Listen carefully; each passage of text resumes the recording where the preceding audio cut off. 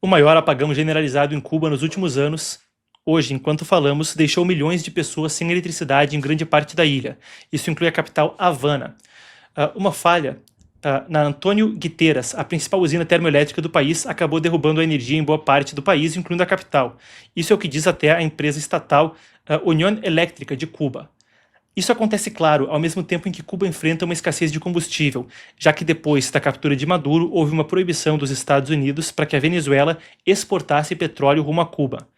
Um quarto do petróleo da ilha era necessário vir da Venezuela, era suprido pela Venezuela. E daí a gente vê os incidentes da crise energética, não só os apagões, mas mesmo a impossibilidade de aviões se abastecerem. Os aeroportos cubanos não estão mais abastecendo voos estrangeiros, muitos dos quais pararam de ir para lá.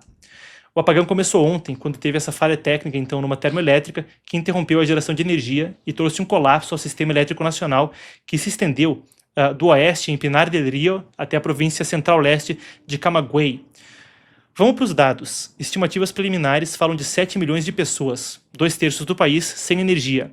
10 das 15 províncias da ilha têm interrupções. Perdão. Nossa. Me deu uma tontura, um instante, por favor. Muito bem, vamos lá.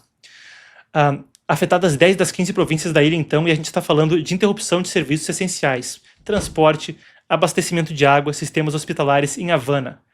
Somente metade da energia foi restaurada depois de mais de 24 horas, hoje, então, ao longo do dia. Hospitais, estações de bombeamento e infraestrutura crítica receberam prioridade. A vida permaneceu severamente limitada. E isso tem sido recorrente ao longo de mais de um ano agora, conforme o regime comunista cubano enfrenta alguns dos seus momentos de maior dificuldade. Um regime que, claro, não é conhecido exatamente o mais assassino da história da América Latina por ser dócil ou capaz na gestão de serviços públicos. Isso também expõe aí um problema que se agrava há meses. A interrupção, como a gente falava, nas remessas de petróleo venezuelano, que é o fornecedor histórico de combustível para Cuba e fundamental para manter as termoelétricas funcionando. Trump, então, como a gente falava, impôs o embargo de petróleo vindo da Venezuela para Cuba, também pressionou o México, que cortou o abastecimento. O contexto geopolítico é um no qual o governo americano também tem buscado intensificar a campanha de pressão sobre Cuba e sobre aí outros países da América Latina. Ontem eu cobria com vocês, então, a notícia de que começavam as operações militares conjuntas entre os Estados Unidos e o Equador contra cartéis aqui no país latino-americano, sul-americano, perto do Brasil. Equador agora, então, com essa atuação americana contra os cartéis. Ali a gente falava sobre a doutrina Monroe e a corolária Trump. Vale a pena voltar e assistir o corte. Resumidamente, na estratégia de segurança nacional americana, parte do que era dito não só por Trump, mas também pelo secretário de Estado Marco Rubio, acabou virando doutrina na documentação do executivo americano. Naquela estratégia de segurança nacional se falava a respeito da doutrina Monroe, que vindo lá atrás, de 1823, como eu disse, fui a fundo nisso ontem, falava sobre uma América para os americanos e sobre o reconhecimento de países que declarassem independência. Depois, na virada do século XIX para o século XX, veio a corolária Roosevelt, sob o presidente Teddy Roosevelt, que começava a colocar a América Latina também como uma região de interesse privilegiado americano. A corolária Trump, de certa forma, mescla uma série de diferentes doutrinas quanto à questão da América Latina, mas pontua que é necessário haver uma região onde crime organizado não esteja despachando drogas para os Estados Unidos e aonde coisas que ocorreram, como a Rússia, fazia ameaças partindo de Venezuela, Nicarágua e Cuba, antes de fazer invasões no leste da Europa, não fossem possibilidades. A atuação iraniana, planejando atentados terroristas pela região e até nos Estados Unidos, a partir de Venezuela e Guiana, como até foi desmontado, em 2007, um notório plano iraniano junto ao Hezbollah para explodir o aeroporto de JFK em Nova York.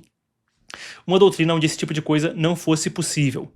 Havana tem historicamente sido um polo irradiador em termos de esse tipo de questão acontecer na América Latina. Um partícipe bem documentado em criminalidade por toda a região, não só se arquitetando com guerrilhas como as socialistas FARC na Colômbia e Exército de Libertação Nacional também na Colômbia, mas por aí vai, o histórico de Havana é bem documentado. Não daria para a gente entrar tão a fundo nisso num segmento aqui, mas para você que quiser conferir mais, confere o conteúdo ali na Epoch TV para quem é assinante ou outros vídeos aqui do canal. Enquanto isso, o secretário da Guerra americano Pete Hegseth pediu que países latino-americanos adotem uma abordagem mais agressiva contra os cartéis. A gente tem aqui o Hegseth Tá aí então, isso foi uma coletiva hoje mais cedo, onde Pete Hegseth, então o secretário da guerra, que a gente também vai ouvir daqui a pouco, pediu uma abordagem agressiva contra cartéis e alertou que o governo Trump vai ser forçado a agir por conta própria caso os governos locais não consigam combater eficazmente organizações criminosas. Muito bem, se a gente fala desse caso de Cuba e da pressão por ali, uma breve recapitulação fala em sanções no Chile, por questão de um cabo de dados chinês, aparentemente. Um porto operado por uma companhia considerada parte do aparato militar chinês pelos Estados Unidos no Peru também levou a notas de preocupação. Expandindo esse escopo, uma série desses países, bem, Colômbia nem se fala, né? Uma série desses países estará presente no sábado para se reunir com Trump ali na Casa Branca. No horizonte, então, a gente aguarda para ver o que vem à tona com a questão americana na América Latina. Questão americana, questão dos Estados Unidos, para ficar claro aqui, na América Latina, conforme essa cúpula vem adiante no sábado. A queda de Cuba, por certo, uma peça no quebra-cabeça que a gente continua aqui desdobrando.